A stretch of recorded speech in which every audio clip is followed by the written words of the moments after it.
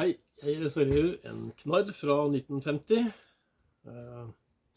Den har stått på land i over 20 år nå, og vært restaurert i litt sånn etapper. Og denne episoden skal handle om dreving. Dreving av den nederste bordgangen mot kjølen. Det er den eneste plassen den båten her skal dreves. Veldig mange slettbygde trebåter er drevet mellom bordgangene. Det vil si at borda ligger helt inntil hverandre, men det er en kileformet åpning ytterst, som du da banker inn bomullsdrev eller hamp, eller begge deler, og så er det en matemasse ytterst. Denne båten var opprinnelig med limte bordganger, som jeg nå har lusa. Det er en egen video på.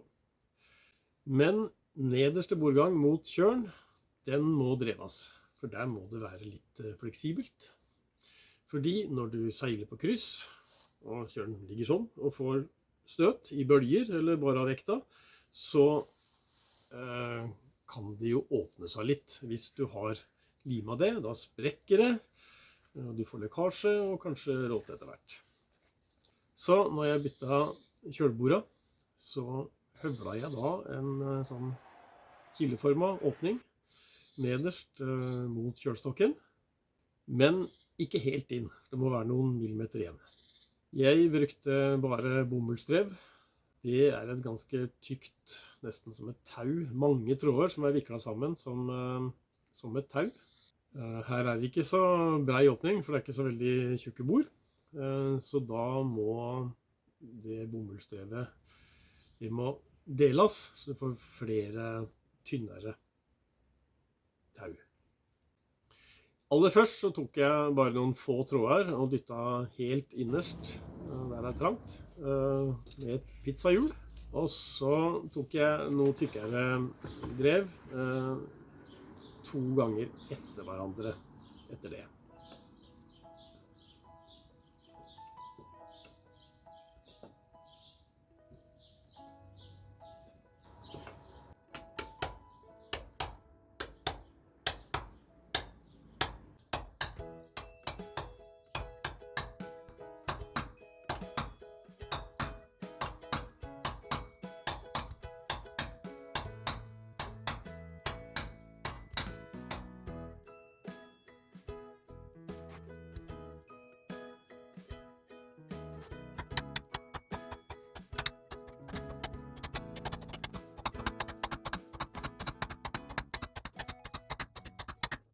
Så er det viktig at det drevjernet du bruker har riktig tykkelse i forhold til bredda på den åpningen du skal dreve i. For hvis det drevjernet er for breit, for tjukt, så banker du bare i stykker borda, altså treverket, i stedet for å banke drevet inn. Så du må passe på å ha flere drevjern med forskjellig størrelse, bredde, tykkelse, alt etter hva som passer i den åpningen du skal dreve. Og så bytter du til litt tjukkere jern når du kommer lenger ut i åpningen. Drevet skal bankes inn fast, for der skal det være, det skal sitte der, men du må ikke banke for mye heller. Hvis du bare fortsetter å banke og banke, så banker du det drevgarnet tvers igjennom, og ja, hva skal vi si? Du ødelegger alt. Og du kan ende med at bordgangen rett og slett buler. Du må bare ta opp og gjøre det på nytt. Helt til slutt så skal du ha på en natemasse. Så det må være nok dybde igjen i sporet til at det er plass til natemasse. Så drevgarnene må ikke gå helt ut. Jeg tror det er en sånn cirka regel om at du skal ha samme dybde som omtrent bredda på den sprekken som er igjen da.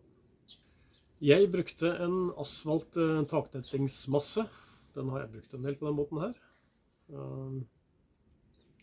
Kan sikkert bruke mye forskjellig der, men det viktigste er at det er fleksibelt. Og så stryker du over med en sparkel etterpå for å få det slett og fint.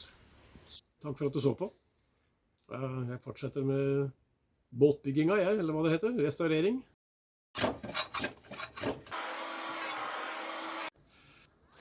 Neste video skal jeg bygge opp akterspeilet igjen.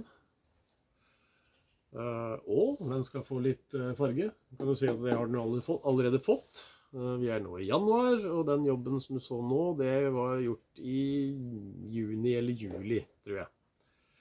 Så jeg fortsetter med å redigere videoer. Jeg ligger jo litt etter, som du skjønner, med det.